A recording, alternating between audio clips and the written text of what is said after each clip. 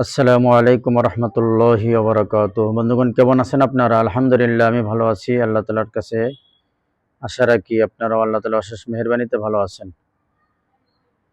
তো বন্ধুগণ, আমি আজকে উপস্থিত হয়েছি একটা আমল আপনাদের সামনে আলোচনা করার জন্য। আমলটি হলো, রোগীর শরীরে আপনি কিভাবে জিন হাজির করবেন। তো রোগীকে প্রথমে ওযু গোসল করায়া, পাক পবিত্র স্থানে বসায়া, নবীর প্রতি 11 বার দুরূদ শরীফ পাঠ করে রোগীর ডান হাতের অনামিকা আঙ্গুলে, এই যে অনামিকা আঙ্গুলটা এভাবে চেপে ধরবেন। ডান হাতের অনামিকা আঙ্গুলটা এভাবে চেপে ধরবেন। চেপে ধরে সূরাতুল জিনের 4 নম্বর এবং 5 নম্বর আয়াত 21 মর্তবা পাঠ করবেন। এবং প্রত্যেকবার মানে 2টা আয়াত একবার পাঠ করবেন, একবার ফু দেবেন, আবার পাঠ করবেন, আবার ফু দেবেন। এভাবে 21 মর্তবা পাঠ করবেন আর 21 মর্তবা রোগীর শরীরে ফু দেবেন। ইনশাআল্লাহ রোগীর শরীরে জিন হাজির হবেই হবে। জিন যে প্রান্তেই থাকুক না কেন, রোগীর শরীরে এসে উপস্থিত হবে এবং জিনের সাথে কথা বলতে পারবেন ইনশাআল্লাহ।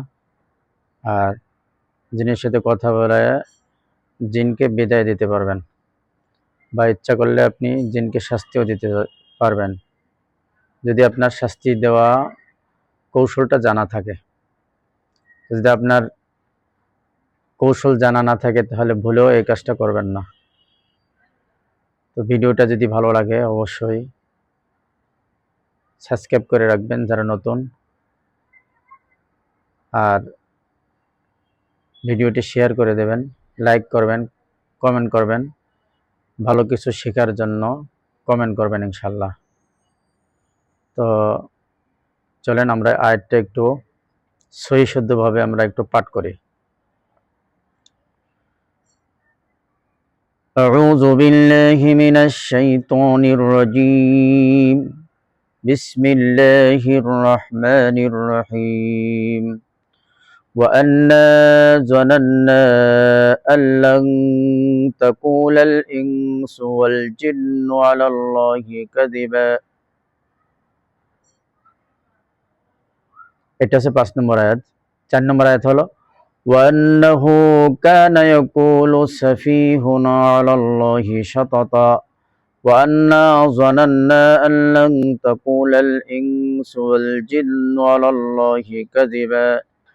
একবার পাঠ করলাম, রোগীর শরীরে দম করলাম। আবার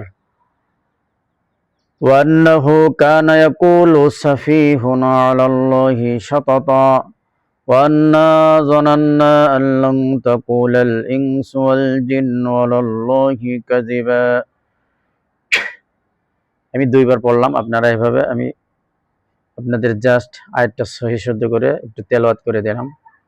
তো আপনারা এইভাবে, আমি তো 2বার পাঠ করছি, আপনারা এভাবে 21 বার পাঠ করবেন 2টা আয়াত, আর প্রত্যেকবার এরকম রোগীর শরীরে ফু দেবেন। 2টা আয়াত একবার পাঠ করে একবার ফু দেবেন, আবার একবার পাঠ করে আবার ফু দেবেন, এভাবে 21 বার। তো ইনশাআল্লাহ জিন যেখানে থাকুক রোগীর শরীরে এসে উপস্থিত হবে। এটা একটা পরীক্ষিত আমল। তো আপনারা চেষ্টা করতে পারেন ইনশাআল্লাহ। তো আবার অন্য কোনো সময় অন্য কোনো ভিডিওতে দেখা হবে ইনশাআল্লাহ। আজকে এই পর্যন্তই। আসসালামু আলাইকুম রহমতুল্লাহ।